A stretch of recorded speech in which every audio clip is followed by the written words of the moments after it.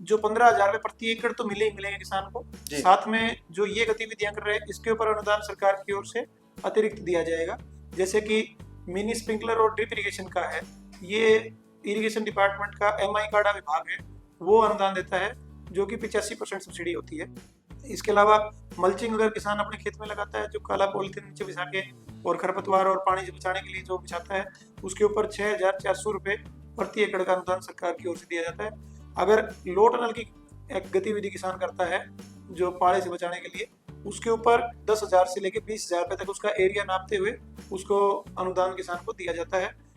नमस्कार दोस्तों, किसानों को बागवानी के साथ साथ दूसरी फसलों का लाभ भी मिल सके और उनकी आय दोगुनी हो सके, इस दिशा में बागवानी विभाग सब्जियों की खेती पर किसानों को सहायता राशि प्रदान करता है। अगर किसान सब्जी लगाता है तो उसे प्रति एकड़ 15,000 रुपए का अनुदान दिया जाता है। इसके अलावा मल्चिंग, लो टनल और बांस स्टेकिंग पर अलग से सहायता राशि प्रदान की जाती है। सब्जी की खेती पर मिलने वाली सब्सिडी की पूरी जानकारी देंगे जिला उद्यान अधिकारी डॉक्टर मनदीप यादव जी। तो वीडियो को शुरू करते हैं।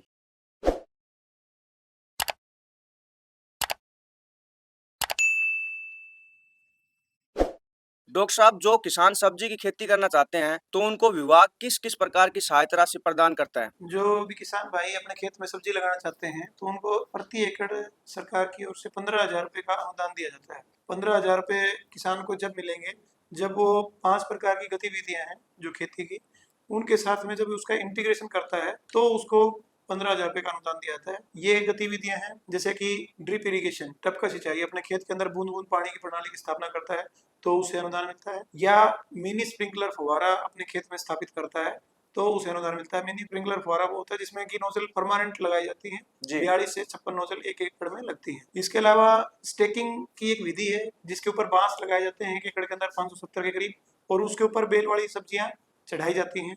तो या वो किया हो उसने, या फिर उसने मल्चिंग की गतिविधि अपनाई हो। मल्चिंग होता है खरपतवार को रोकने के लिए, पानी को बचाने के लिए, पानी का वाष्पीकरण ना हो उसको बचाने के लिए एक काला पॉलिथीन बिछाते हैं, उसके ऊपर सब्जियां लगाते हैं, नीचे बाद में उसमें से सब्जियां निकल के आती है, पॉलिथीन नीचे ढका रहता है। अगर मल्चिंग की गतिविधि अपनाई है तो उसे अनुदान मिलता है 15,000 रुपये का प्रति एकड़ का। या फिर उसने लो टनल की गतिविधि अपनाई हो तो उसे अनुदान मिलता है। लो टनल की गतिविधि ऐसी होती है जिसके अंदर किसान पाले से फसल को बचाता है। पाले से बचाने के लिए सर्दियों में उसके ऊपर पॉलिथीन व्हाइट कलर का बिछाया जाता है। अब जो 15,000 रुपये प्रति एकड़ तो मिले ही मिलेंगे किसान को, साथ में जो ये गतिविधियां कर रहे हैं इसके ऊपर अनुदान सरकार की ओर से अतिरिक्त दिया जाएगा। जैसे कि मिनी स्प्रिंकलर और ड्रिप इरिगेशन का है, ये इरिगेशन डिपार्टमेंट का MI काडा विभाग है, वो अनुदान देता है, जो कि 85% सब्सिडी होती है। इसके अलावा मल्चिंग अगर किसान अपने खेत में लगाता है, जो काला पॉलिथीन नीचे बिछा के और खरपतवार और पानी से बचाने के लिए जो बिछाता है, उसके ऊपर 6,400 रुपये प्रति एकड़ का अनुदान सरकार की ओर से दिया जाता है। अगर लो टनल की एक गतिविधि किसान करता है जो पाले से बचाने के लिए, उसके ऊपर 10,000 से लेकर 20,000 रुपये तक उसका एरिया नापते हुए उसको अनुदान किसान को दिया जाता है। और स्टेकिंग, बांस की जो स्टेकिंग करता है, बांस के ऊपर जो सब्जियां चढ़ाकर उसकी खेती करते हैं, तो उसके ऊपर 1 एकड़ के ऊपर 31,250 रुपये का अनुदान किसान को 15,000 रुपये के अतिरिक्त दिया जाता है। जी, ये सरकार की योजनाएं हैं जो किसान को थोड़ा प्रोत्साहित करने के लिए भी, उन्नत जो तकनीकें हैं खेती की, बागवानी की, उनको किसान अपनाए, इसके लिए 15,000 रुपये का अनुदान और साथ में जो अन्य गतिविधियां हैं इनके ऊपर अनुदान सरकार की ओर से दिया जाता है। मतलब सर ये कह रहे हैं जो भी किसान भाई कोई भी सब्जी लगाए 1 एकड़ में, हाँ, तो उसका किसी प्रकार की, चाहे तो वो हाइब्रिड सब्जियां लगाए चाहे ओपन पॉलिनेटेड सब्जियां लगाए, तो उनके ऊपर सभी प्रकार की सब्जियों के ऊपर 15,000 रुपये प्रति एकड़ का अनुदान किसान को मिलता है। दूसरा सर, जैसे कि उसमें मान लो डिजीज आ जाती है सब्जियों में, दवाइयों का अगर कोई भी उसके किसान की दिक्कत आती है तो हम उसको तकनीकी जानकारी भी देते हैं। हमारे अतिरिक्त यूनिवर्सिटी का सेंटर है बावल के अंदर, रीजनल सेंटर, वहाँ पे किसान जानकारी ले सकता है।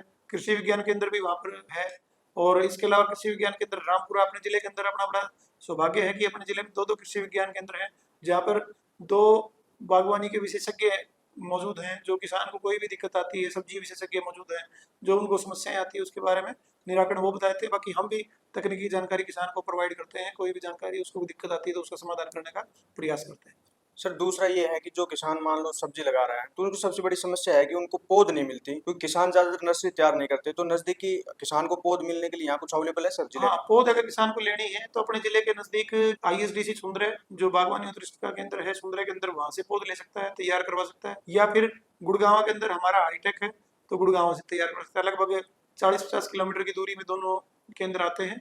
तो वहां से कोई भी किसान अपनी पौध तैयार करवाना चाहे किसी प्रकार की सब्जी की, तो वहां पे अपना बीज दे के जो राशि वहां से निर्धारित है उसके अनुसार उनको पैसे देके अपना बीज तैयार करवा सकता है, पौध तैयार करवा सकता है। बागवानी फसलें अपनाकर किसान अपनी आमदनी को दोगुना कर सकता है, क्योंकि बागवानी ही एक ऐसा जरिया है जिसके माध्यम से किसान बहुत अच्छी आमदनी ले सकता है। और विभाग इतनी सारी कल्याणकारी योजनाएं किसानों के लिए चलाई हुई है सरकार ने, केवल किसान की आमदनी बढ़ाने के लिए। और ये योजनाएं इस प्रकार से होती है किसान को एक बार मोटिवेट करने के लिए, प्रेरित करने के लिए होता है। एक बार उसने वो योजनाएं अपना ली, उसका लाभ ले लिया, डिपार्टमेंट की ओर से सब्सिडी तो एक निमित्त मात्र है, लेकिन उससे जो आमदनी लेता है किसान, हमारे पास ऐसे ऐसे किसान हैं जो 1-1 एकड़ से 4-4 लाख रुपए के फल और सब्जियां बेचते हैं। तो जब वो इन चीजों को करना शुरू कर देता है तो वास्तव में उसको आनंद आने लग जाता है, उसकी आमदनी वास्तव में बढ़ जाती है।